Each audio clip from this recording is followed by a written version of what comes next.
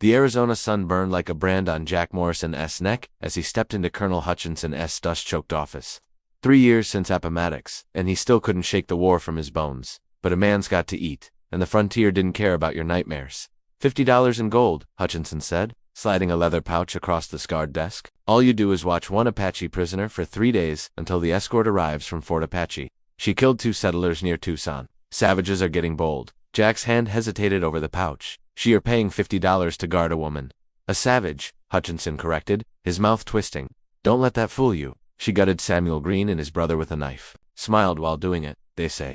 She's chained in the storage cellar. Food twice a day, water at noon. Don't talk to her. Don't trust her. These animals are cunning. Jack took the gold. Its weight somehow heavier than it should be. $50 could get him to California. Maybe start fresh where nobody knew about Shiloh, about the things he'd done when the bloodlust took him. The cellar stairs creaked under his boots. The air below ground was cool and dank, smelling of earth and something else, something wild. A single lamp cast guttering shadows across stone walls. Then he saw her. She sat against the far wall, wrists shackled to an iron ring, ankles bound with rope. But it wasn't the chains Jack noticed first. It was her, eyes dark as a moonless night, burning with a fury that seemed to light the cellar from within. Her deerskin dress was torn and blood-stained, her long black hair matted, face streaked with dirt. She should have looked broken. She looked like a wildfire waiting to consume the world. Come to stare at the savage. Her English was perfect, tinged with an accent that made each word sound like a blade being drawn. Or did the white devil send you to finish what he started? Jack set down the plate of beans and hardtack, his hands suddenly unsteady. Up close he could see the bruises on her face, the split lip, the way she held her left side like ribs were broken. I'm here to watch you, he managed, until they take you to trial. Her laugh was bitter as alkali water. Trial? Is that what they call a lynching now? She leaned forward, chains rattling. Let me save them the rope. I did kill those men. I'd kill them again. Something in her voice made Jack's chest tighten. Not madness, not cruelty, something else entirely. Why? The question escaped before he could stop it. Her eyes locked onto his, and for a moment, the fury flickered into something deeper, something that looked like grief wearing rage's mask. Because some things are worse than death, soldado, and some monsters wear the faces of men. She turned away then, dismissing him. But Jack stood frozen. In 3 years of drifting, he'd seen plenty of killers. He knew their eyes, their voices, the particular emptiness that comes from taking life. This woman wasn't empty. She was overflowing with pain, with purpose, with a truth she guarded as fiercely as any secret. As Jack climbed back up the stairs, the gold in his pocket felt like 30 pieces of silver. And he knew with a certainty that terrified him, something was very, very wrong about this whole situation. Jack brought her breakfast at Donmore beans, dried meat, water. She didn't look at him, just sat motionless as a statue carved from stone and spite. The morning light filtering through the cellar's high window caught the hollows of her face, making her look ancient and young all at once. You asked why? She said suddenly, startling him. You want to know why I killed them? Jack set down the plate. I shouldn't. The Green brothers ran a ranch 15 miles south of Tucson. Her voice was flat now, drained of yesterday's fire. 6 months ago, they came to my village during a hunt. The men were gone. Just women, children, elders. She paused, and Jack saw her hands curl into fists, despite the shackles. They took 12 girls. Said they needed housekeepers. I was one of them. The cellar suddenly felt too small, the air too thick. Jack knew where this was going, and his stomach turned to lead. What they wanted, ... double quotes, she continued, staring at nothing, wasn't housekeeping. What they did, ... double quotes, her voice cracked, then hardened again. I was there 7 weeks before I escaped. 2 other girls tried. Samuel Green nailed their hands to the barn wall and left them for the buzzards as a lesson. Jack's hand moved unconsciously to the scar on his own chest, a Confederate bayonet at Shiloh. He knew about lessons written in flesh. When I got free, I went to the fort, told them everything. You know what your precious Colonel Hutchinson did? She finally looked at him, and the pain in her eyes could have drowned armies. He laughed, said I was a liar, said Indians make up stories to get white men in trouble, gave me $1, and told me to leave before he had me arrested for vagrancy. Jesus, Jack whispered. So I went back, she said simply. I learned where they kept the knife they used to scare us. I waited until they were drunk, and yes, I killed them. And yes, I smiled because I was thinking of Maria, and Little Dove, and all the others who didn't make it out. I smiled because, finally, someone made them pay. The cellar fell silent except for the distant sounds of the fort waking up. Jack's mind raced. Hutchinson had called her an animal, a savage who killed for no reason. But if what she said was true, why should I believe you? The question came out harsher than he intended, but he had to know. How do I know you're not just spinning a story? She stood with difficulty, chains clanking, and lifted her torn dress. Jack's breath caught. Her torso was a roadmap of Horace Burns cuts, scars and patterns that spoke of deliberate cruelty. On her lower back, barely healed, were words branded into her flesh. Property of S. Green. You want proof? She asked quietly, lowering the dress. That's my proof. That S what your civilized white men did to a 17-year-old girl whose only crime was being born Apache. Jack turned away, bile rising in his throat. He'd seen atrocities in the war, both sides had blood on their hands, but this was different. This was calculated, sustained evil. What's your name? He asked hoarsely. She studied him for a long moment. Dahana. It means she who walks in daylight. My mother named me that because I was born at dawn. A sad smile. Funny name for someone who lived in darkness so long. I'm Jack. I know. You talk in your sleep, soldado. You dream of a river and boaties, and someone named Thomas. Her voice softened. You carry ghosts too. His brother's name from her lips felt like a punch. How long have I been sleeping down here? You fell asleep in the chair last night. You were crying, saying you were sorry. Dahana's chains rattled as she sat back down. Whatever you did in your war, Jack Morrison, I don't think you're a bad man, just a broken one. Like me. Jack looked at this woman, this girl, really who'd endured hell, and somehow kept enough humanity to recognize pain in her jailer. An idea began forming, terrible and necessary. 3 days? He said. The escort comes in 3 days. I know, Dahana replied, and 3 days after that, I'll hang. They won't even bother with a trial. A dead Apache who killed white men? They'll make it a celebration. Jack nodded slowly, his decision crystallizing. Then I guess we have 3 days to figure something out.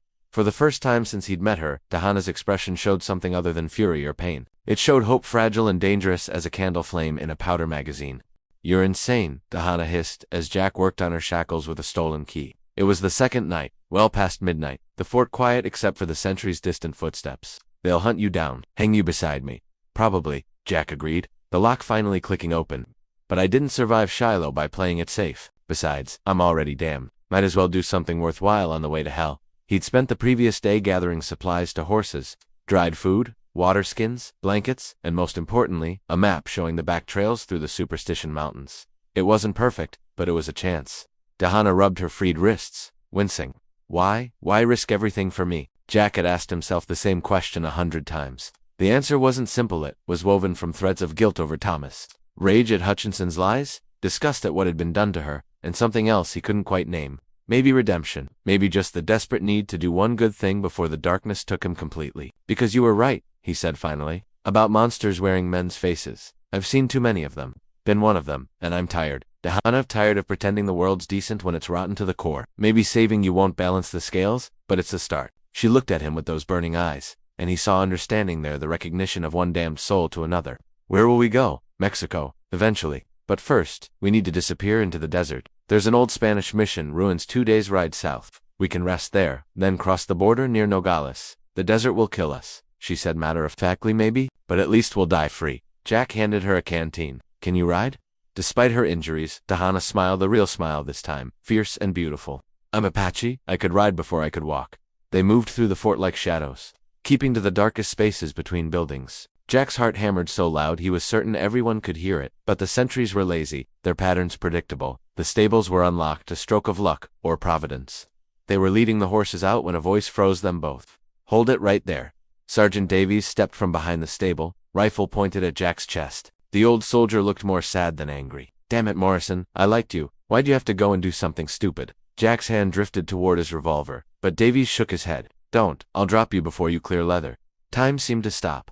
Jack could hear everything, the horses breathing, crickets chirping, his own blood rushing in his ears. This was it. The plan had failed before it began. Dahana would hang, and he'd hang beside her, and nothing would change. Then, Dahana moved. She was faster than Jack would have thought possible, with broken ribs. She grabbed a shovel leaning against the stable wall and swung it like a club. Davies tried to turn, but the blade caught him across the temple with a sickening crack. The sergeant crumpled. The rifle clattered to the ground.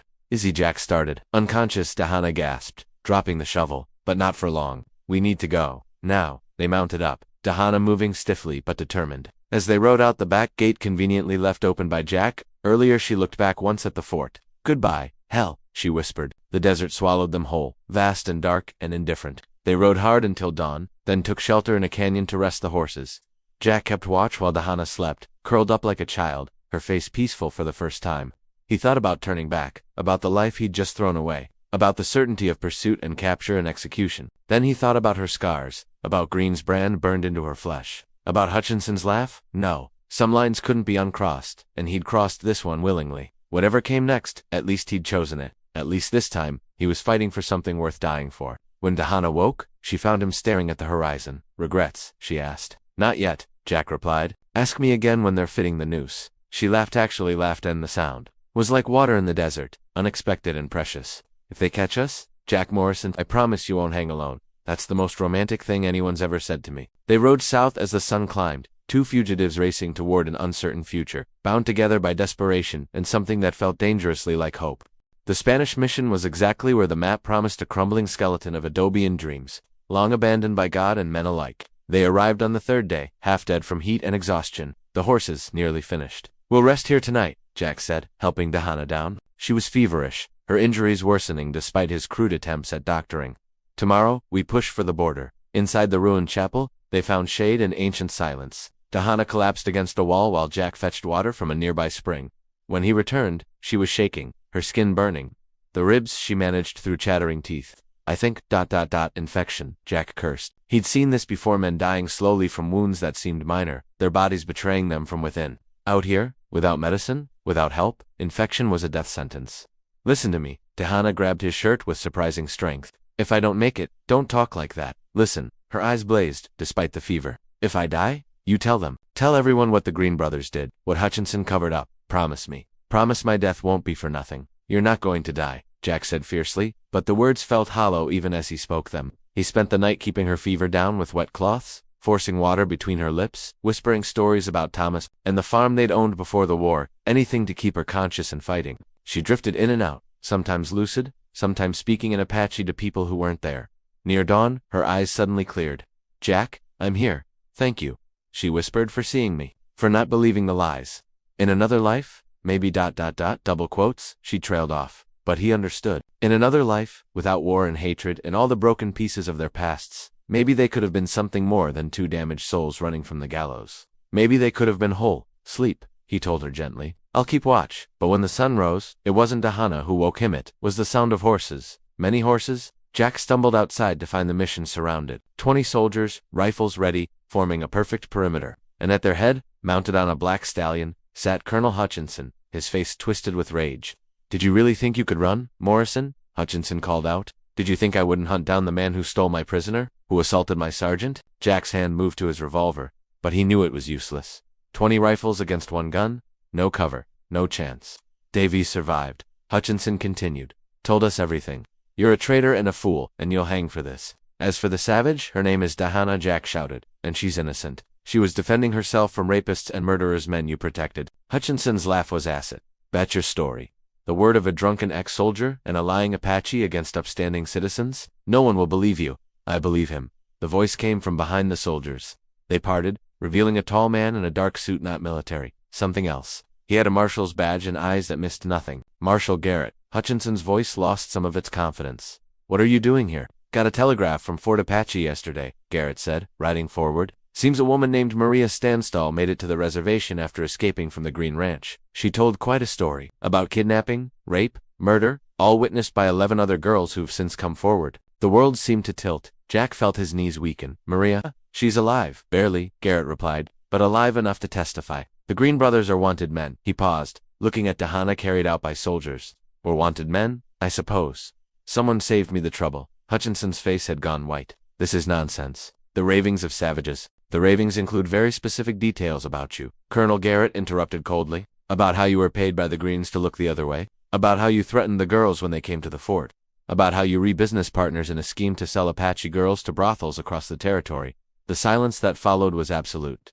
"You're under arrest," Garrett said, "for conspiracy, accessory to kidnapping, accessory to murder, and corruption. Your career is over, Hutchinson, and if I have my way, you'll hang." As soldiers clapped Hutchinson and irons his own men, turning on him with disgust, Garrett approached Jack. "Morrison, you're free to go. Hell, you're a hero. Saved this woman's life. Exposed a conspiracy.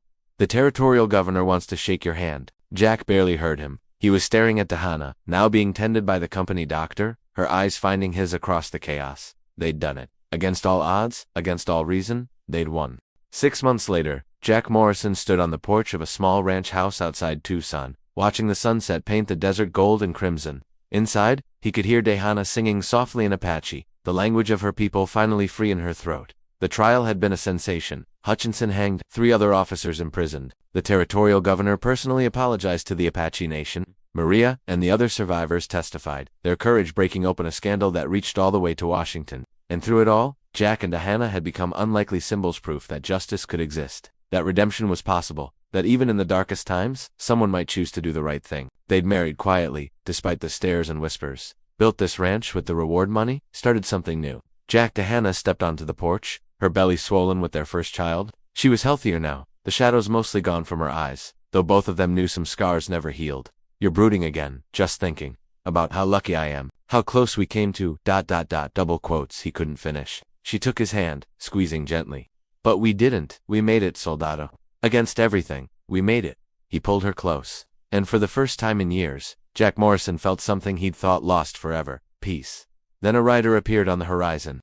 Marshal Garrett dismounted, his face grave. Jack Diana, I need to talk to you both. Inside, over coffee, Garrett laid out photographs on the table. Recognize this woman. Jack's blood went cold. It was Maria Standstill, but not in the reservation photos he remembered. These were older, professional. In one, she stood beside Colonel Hutchinson, both smiling. In another, she wore a fine dress, jewelry glittering. I don't understand, Diana whispered. Garrett's jaw was tight. Maria Standstill is an Apache. Her real name is Margaret Stand, daughter of a Philadelphia banker. She's a confidence artist, one of the best. And she's been running a long game. The world tilted. There was no kidnapping ring, Garrett continued, his voice hollow. The Green brothers were murdered. Yes, but not for the reasons we thought. They discovered Margaret's operation. She and Hutchinson were embezzling army funds, selling them through fake contracts. The brothers were going to expose them, so Margaret eliminated them, then created the entire story complete with fake survivors. She recruited to cover her tracks and eliminate Hutchinson before he could betray her. Jack couldn't breathe. No, that's impossible. The scars, the brands self-inflicted, Garrett said quietly, or done by accomplices.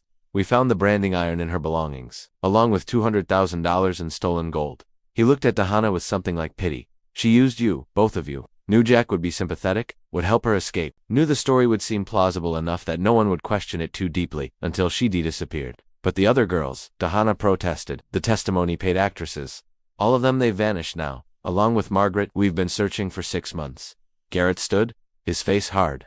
I'm sorry. I know what this means. The case is being reopened. Hutchinson may have been corrupt, but he wasn't guilty of what we hanged him for. The Green brothers were innocent. After Garrett left, Jack and Diana sat in stunned silence. Everything they'd believed, everything they'd built their new life on, was a lie. The woman he'd risked everything to save had been the monster all along, and he'd been her perfect fool. We killed innocent men, Diana said finally, her voice broken. Everyone thinks we're heroes, but we're murderers. Jack wanted to argue, but couldn't. The truth was a weight crushing his chest. He'd let his guilt, his need for redemption, blind him to reality. He wanted so badly to be the hero that he never questioned whether the victim was really a victim. What do we do? Diana whispered. Jack looked at her, his wife, carrying his child, as much a victim of Margaret's scheme as anyone. Then he looked at the door, at the desert beyond, at the life they'd built on foundations of sand. We run, he said quietly. We take what we can carry and we disappear. Mexico, like we planned originally. Because if we stay, if the truth comes out, ... double quotes, he didn't need to finish. They'd hang both of them. Is that justice? Diana asked. I don't know what justice is anymore, Jack replied. I just know I won't let them take you, won't let them take our child. We were pawns in someone else's game, but we're not playing anymore. That night, they packed in silence and rode south under the stars. 2 fugitives again, running from a truth more terrible than any lie. Behind them, their ranch stood empty, a monument to good intentions and devastating mistakes. And somewhere, Margaret Stan was counting her gold and laughing at the perfect crime, the one where the heroes did all the work, and the villain disappeared like smoke, leaving only ruins in her wake. The desert swallowed them again, and this time, there would be no salvation. Only survival, and the knowledge that sometimes the people you save are the ones who destroy you.